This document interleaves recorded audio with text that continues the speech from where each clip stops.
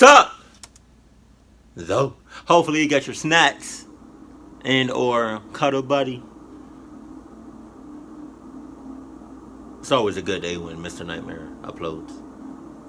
In my early days after graduating college, I didn't have a lot of money, so I had to rent an apartment with someone else who I'd never met before. Okay.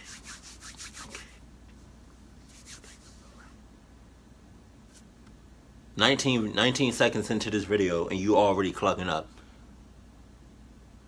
You roommating with somebody. I bet you, I put money on this. You met this person, you met this mother clucker through Craigslist, didn't you? I bet you did. You sound like you did. God. Okay, so this is what we doing. Not me, not we. You. I'm not doing this. You got me? Nah. Okay. Okay. He'd become my roommate, and his name was Randall. At first, he seemed easy enough to get along with. Yeah, at first. He didn't talk too much, but he had a heavy Spanish accent. Right. The room I'd be getting was already furnished, and that was one of the appealing factors to this apartment. It had a twin-sized bed tucked in the corner, a nice-sized dresser, a closet, and a TV stand in another corner of the room. There were a bunch of stuffed animals sitting on the dresser, though, which I found a bit odd. Yeah. Most notably, a big teddy bear facing the bed. Oh my God. When I asked Randall about the stuffed animals, he gave a really loud laugh and said his room had the same thing. He recommended I leave them be as to show respect to the landlord. Yeah, we can laugh as we throw the stuffed animals out the shit. I'm sure they're gonna understand. You know. Just saying. You know, a teddy bear, a stuffed animal that's facing a bed. That's a bit sus. That's a bit sus. You know, that's like having a mannequin in your room looking dead at you. That's creepy as a mother clucker.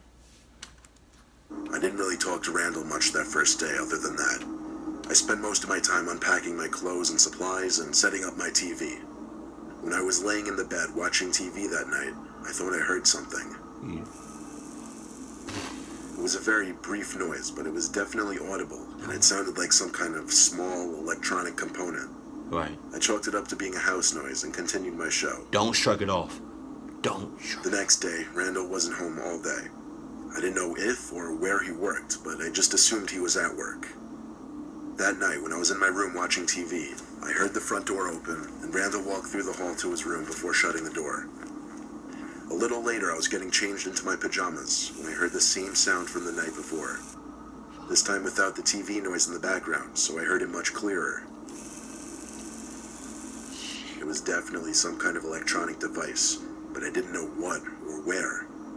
It still didn't seem like a big deal, so I got into my bed and started reading my current book at the time, then went to sleep.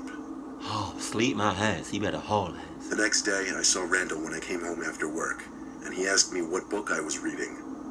At first, I didn't get the question, but then he said he was talking about the book that I was reading in my room. I looked at him in silence and confusion. I asked him how he knew I was reading a book, and he said in his heavy Spanish accent that he had to go into my room just to take something out that he left in there. Cluck, you mean? And that's when he noticed the book. I asked him nicely not to go into my room anymore. Right. Unfortunately, there wasn't a lock on the door, so I couldn't stop him when I wasn't home. Come on. That night, when I grabbed my book from under my bed, I stopped and wondered, how would he see my book if I had it under my bed? The teddy bear. Thinking about this now creeped me out, and I was in no mood to read anymore. I looked around the room as I thought to myself. Then I noticed that big teddy bear on the dresser again. How it was angled so perfectly to face me in the bed. Then I had a thought. A scary thought. I stood up and walked over to the bear, grabbed it, and looked closely into its eyes. I felt my heart skip a beat when I realized there was a camera in one of the eye holes. Oh my God. I threw the thing into the corner of the room and went to Randall's door and tried opening it. His door apparently had a lock because it wouldn't open. Oh. But I knew he was in there. Oh, okay. I pounded on the door screaming his name, but he wouldn't answer. I saw the light sneaking in through the bottom of the door go dark, as I assume he turned off the light. I went back to my room and called the landlord. I explained everything and told him I'm leaving right now, and I had a valid reason to void the contracts. I packed the little amount of things I brought into my car and left that same night, never looking back. Right. The landlord surprisingly never even came to me to collect the money for those few days I was there. Ever since that night, I have a phobia of stuffed bears. Like, I always have to turn them away so that they're not facing me. That's because the landlord was in cahoots with the Hispanic person. That's all I'm saying. Why would she not collect the money? It's money. It's 2016. Our new neighbors invite our family over for a nighttime barbecue. Right. My mom and my dad and my sister and I meet in their backyard at like 8 o'clock. This is the first time that I personally meet them. It's just a husband and wife and a teenage boy. Mm-hmm. I quickly learn the boy's name is Jeremy. Right. The husband seems to be the nicest of them all. There's something cold about the wife, and the son Jeremy seems to have some kind of mental or social issues because he won't talk at all. He constantly looks all over the place, and he seems to be really sad or gloomy. I don't know. I also catch him staring at me a few times. Each time I grow increasingly uncomfortable around him and try even harder not to look at him anymore. Keep your distance. After eating a burger and hot dog each, our parents pretty much talk to his parents. I wait a little bit before sneaking back to our house because I was bored and uncomfortable. The next day on my walk to school, since I live 2 blocks away from the high school, I turn my head around a few houses after passing our neighbor's house and see someone jump behind a tree as if to be hiding. I turn back in front of me and start to walk faster. I get to the last block before the school and turn around again. This time I see the same person hiding in a bush in front of someone's house. It's Jeremy. I can tell by his long hair, and he's looking right at me. I walk as fast as I can without running, and make it to the school safely a minute later. Without running? Without running. You should have been running the whole time. Whole time you should have been running. I best believe whole time that you was playing games whole time. You should have been hold ass the entire time. I don't mess with no stalkers. I've dealt with two stalkers in my life. Both times. Both. I get it. It's a gnat in here. I don't know if I got it. But all I'm saying is you was playing games that whole time. You decided to run way too late. And the fact that you waited and the fact that you was playing games lets me know that you wasn't wearing no Adidas. You wasn't wearing one of these. That was smooth as hell what I did, wasn't it? You can't, there's no denying that. Right? But all I'm saying is, you didn't have your Adidas on. You didn't even think about it. Every time you step foot outside the house, you need to have Adidas on. That's all I'm saying. That's all I'm saying. When I get home that day, I tell my parents, and they go over and talk to the neighbors. When my parents come back to talk to me, I learn from them that Jeremy is apparently not like the other kids. No shit. According to his parents, word for word. That also seemed to be enough explanation for my parents to tell me to just ignore him, as if him following me to school wasn't an insanely creepy thing to do. Yeah. Later on, I go outside to sit on the patio and do my homework. And just as Jeremy and his creepiness come to mind, I turn to look at the neighboring house, up at the only window that overlooks our backyard. And there he is. Jeremy is sitting at that window looking at me. Oh my God. But as he notices me, he quickly hides. I run inside and tell my parents, and they once again quote what his parents said and tell me not to worry about him. Later that night, after texting friends and whatnot in bed, I finally put my phone down on the desk and roll on my side to go to sleep.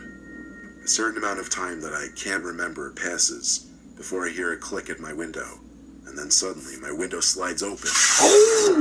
Without even knowing who's there, I scream at the top of my lungs, and soon my parents come rushing inside, all while I'm pressing up against the wall in shock as someone climbs through my window into my room.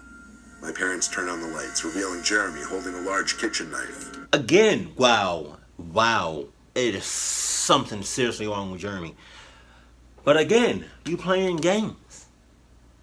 Stop playing games. Please. Don't you know at night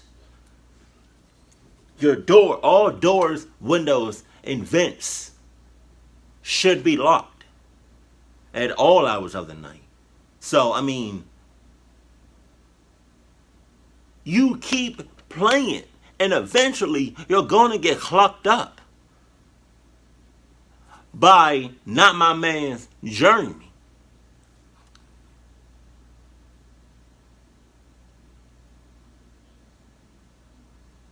I don't even care if you have levels to your house. I don't care if you live in an apartment.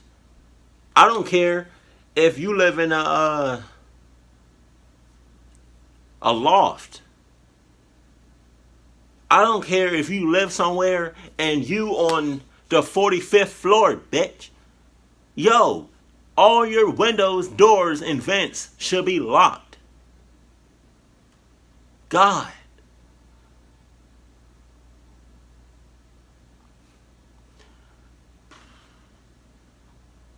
If you know somebody that doesn't lock their windows, doors, and vents at night, it's time for you to sign some divorce papers.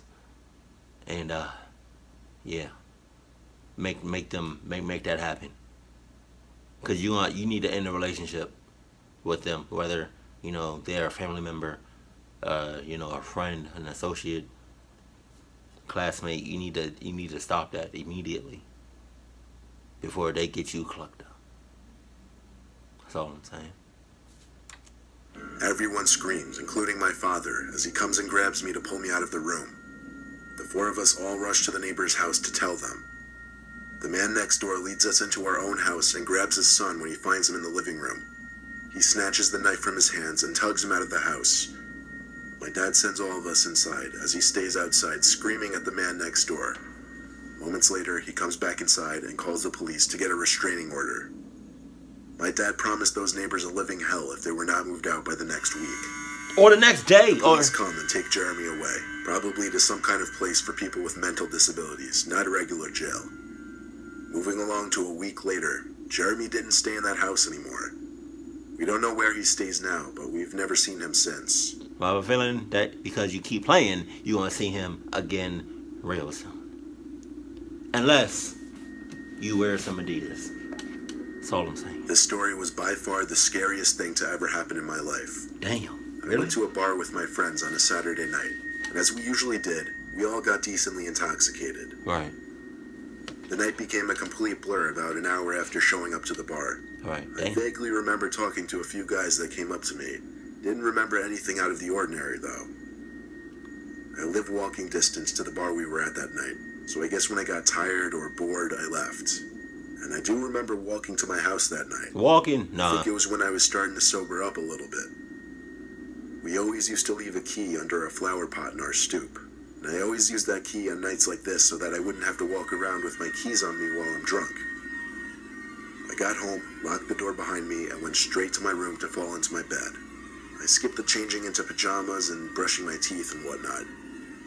I did lay there awake with my phone in my hands, texting my friends, seeing if they were still there and making sure they got home okay, though.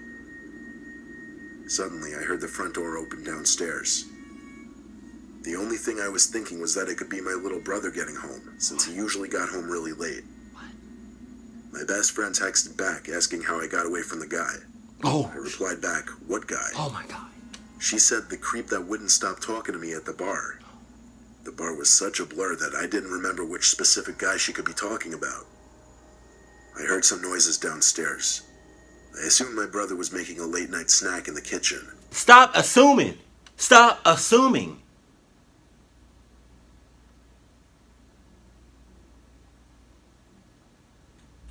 Bitch. Please. Stop. And all I'm saying is, if I was in your situation and I noticed somebody following me, regardless if I'm drunk or not, I'm sobering the hell up with my Adidas, of course, and I'm hauling ass, right? I smooth, I kid you not, I smooth would have been like this. Tipsy, walking home. Yep. Huh? What was that?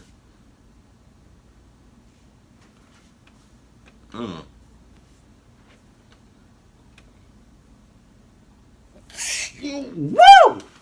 Hey! What you doing? Huh? You don't live around here. You don't. This is a gated community. So how did you get up in here? Huh?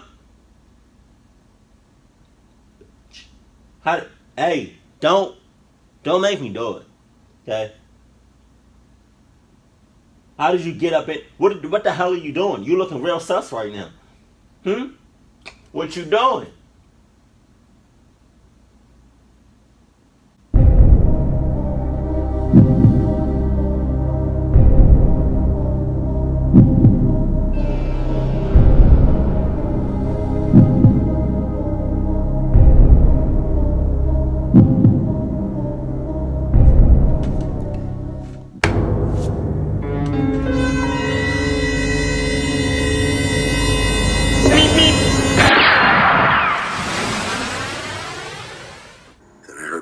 Stairs. Oh my god.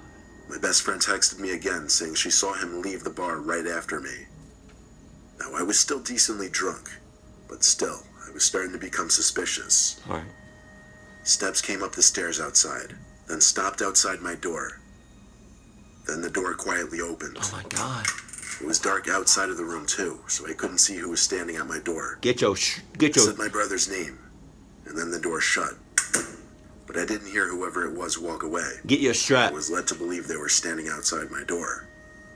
I immediately texted my brother, asking if it was him. Surprisingly, he texted back right away, saying, "Was what me?" Oh my god. Keep opening the front door. Oh. I live with our mom. She's the only other person in the house, but she was away for the week, so I didn't know what to think, other than it was an intruder. I called the cops without telling my brother. And hearing 911, what is your emergency, for the first time in my life, really made the situation seem that much more severe. I described what I believed to be a break-in, and as I was on the phone, I leaned over and turned on my bedroom lamp. As the room went from dark to bright, I saw a man standing in the corner of the room by the door. I screamed and shrieked while still on the line with a 911 operator, who kept asking what's wrong. The man in the corner opened the door and fled the scene. I heard him run out the front door. I stayed on the line with the operator, who advised me every move I should make until a cop car actually showed up. I was still intoxicated, so the info I gave on the police report was probably not the most accurate, but I described the man to be mid-20s looking, stocky, full beard, and a short haircut. One of the two officers then lifted his hand, revealing a key he was holding, and said he found that in the front door lock. It was the spare key that we keep under the flower pot. Damn. The intruder used it to get in, meaning he followed me home and watched me take the key from under the pot. The officer told me to rest assured he'd be patrolling close around the area all night, and advised my brother and I to keep our doors locked and find a new hiding spot for the key. Or don't hide it at all, like... The next day, besides my hangover, I felt relieved. I told my friends about what happened, and they described everything in detail. That some creepy-looking guy in the bar had been following me all night, trying to talk to me every chance he got. Wow. And somehow I was oblivious to it. I took a long break from going to bars, and we don't hide a key outside anymore. Damn. I don't know why you did that in the first place. I mean, I know why, but still. Never.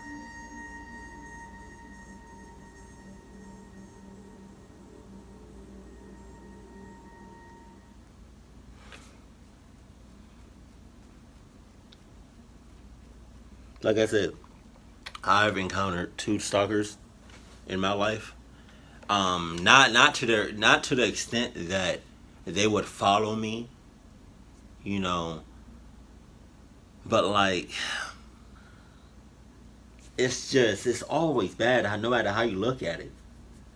And it's like my coworker was like, you know, we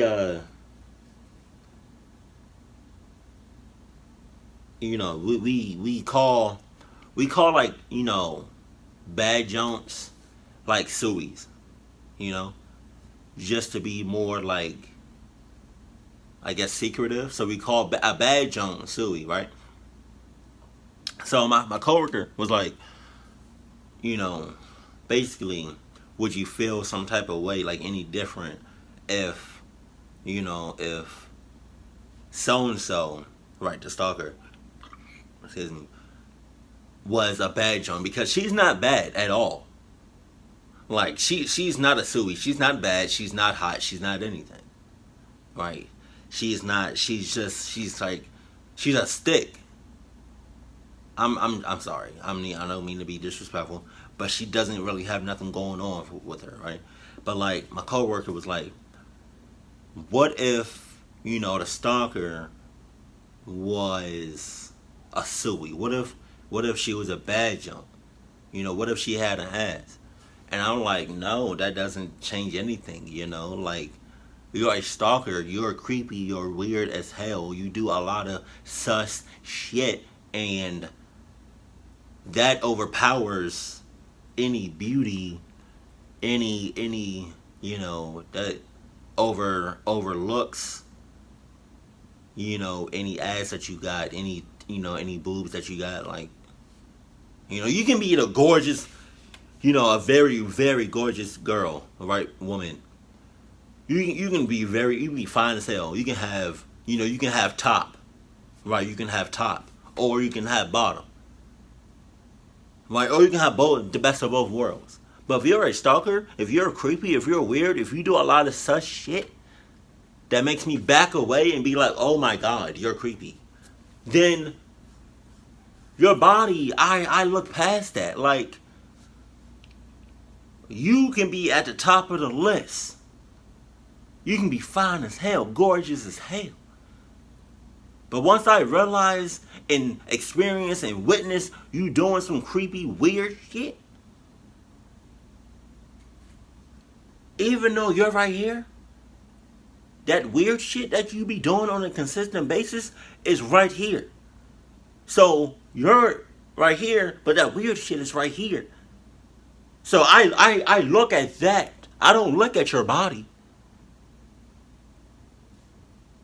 Even though, But, yeah, I've never came across something like that. But I guarantee you, if I was in that last dude, shoes, if I was in his situation, I would have sobered the hell up and would have been like, yeah, oh, hey, weird dude, yeah, you, don't look back, I'm talking to you.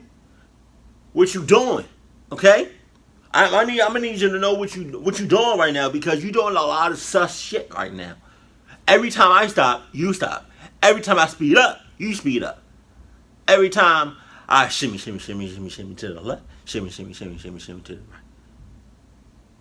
Wait, this is not right. This is not left. Every time I move, you move. Every time I stop, you stop. So I'm gonna ask you again, what the cluck are you doing? So I'm gonna stay right here, and you stay right there, and we can talk. We not talking.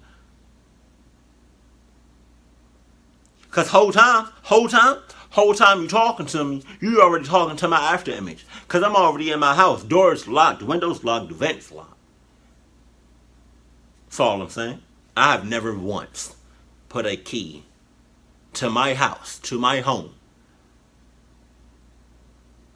under a mat, or under a vase, or under anything where it's out to the public. I've never once did that, and I'm not going to do that. I have one key. No, well, several keys, but I have like the key to my house. It's not on a keychain. It's not with the rest of my keys. It's not, on my wallet. It's not, it's just one key by itself, and it's in my pocket. And my pockets are deep as hell. And they're also kind of like, they're not baggy pockets. They're like, close to the close to your thigh pocket, but they're deep as hell. So it's like, if you're gonna pickpocket me, if you're gonna go reach into my pockets, you're not gonna get nothing because I'm stopping you right then and there. I'm feeling something while you go into my pockets. Pause on that. And then with story number 1, it's like, if you're going to roommate with a complete stranger, at least get to know the mother clucker, at least a little bit. Let me, you need to know what his intentions are. You need to know his background history. You need to know everything about him before you go like behind closed doors. Because everybody knows. Outside of the house, it's free game. But inside the house, that's a whole different story. You feel me? Like,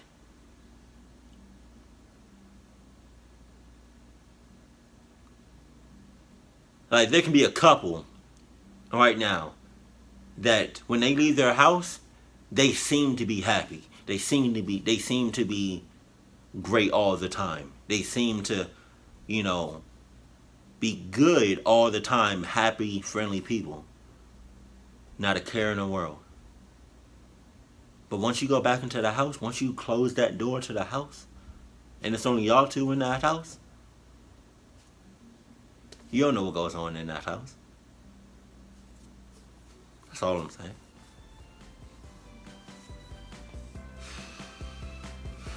So, if you're going to roommate with somebody, at least do your research. At least get to know the mother clucker before y'all move in together. That's one of the worst things you can do now. Is to move in with a complete stranger that you don't know nothing about. And that's also bad because the mother clucker mainly spoke Spanish, spoke a different language that you're not fluent in.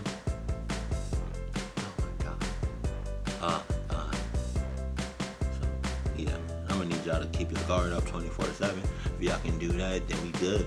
Keep it cool, keep it classy, and I love you. Stay happy, my family.